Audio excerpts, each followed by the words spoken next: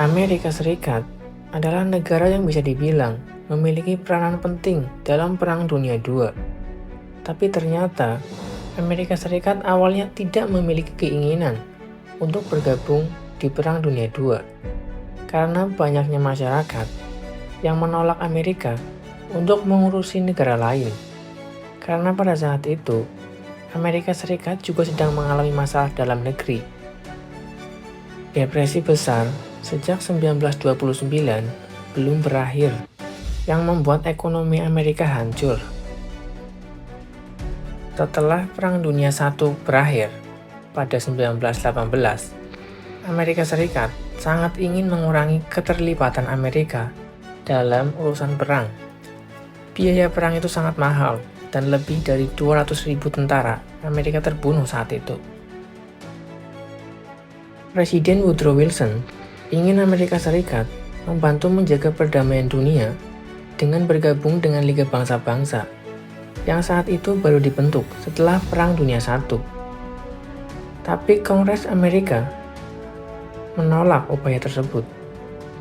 Sebagian warga Amerika masih percaya bahwa kepentingan negara yang lebih utama dengan menjauhi konflik asing dan berfokus pada masalah dalam negeri, terutama dampak dari depresi besar.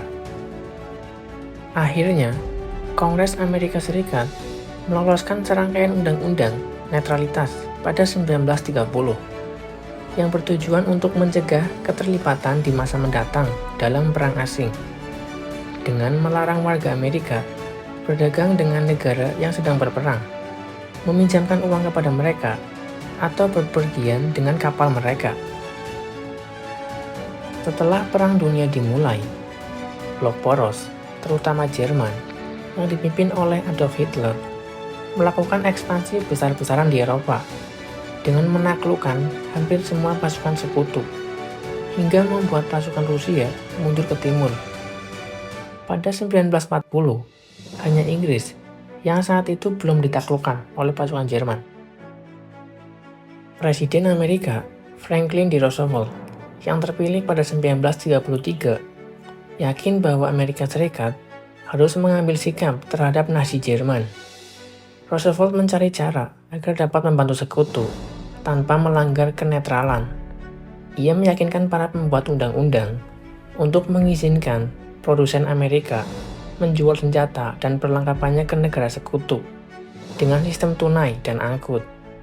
Hal ini memungkinkan Inggris untuk membeli senjata ke Amerika selama mereka membayar tunai dan mengangkut menggunakan kapal mereka sendiri. Dalam siaran radio nasional, Roosevelt menegaskan bahwa kebijakan terbaik untuk menjauhkan Amerika dari perang adalah dengan menjadi gudang senjata untuk negara sekutu. Persentase warga Amerika yang menginginkan perang untuk melawan blok poros pada Januari 1940 adalah 12%. Jumlah itu terus meningkat ketika ekspansi Nazi Jerman di Eropa semakin meluas. Pada Juni 1940 menjadi 35%, September 1940 menjadi 52%. Warga Amerika Serikat mulai percaya bahwa Amerika Serikat harus mengambil resiko perang untuk membantu Inggris.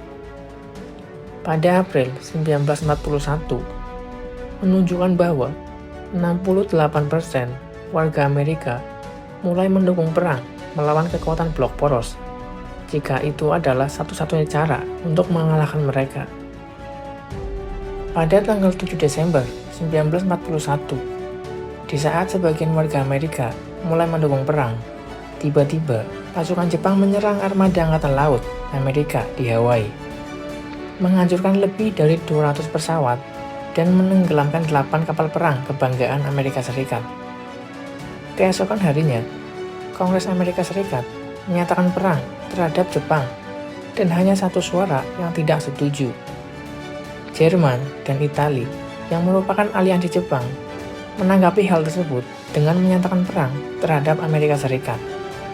Pemimpin Inggris, Winston Churchill, mendengar hal tersebut dan bergegas ke Amerika untuk bertemu dengan Roosevelt.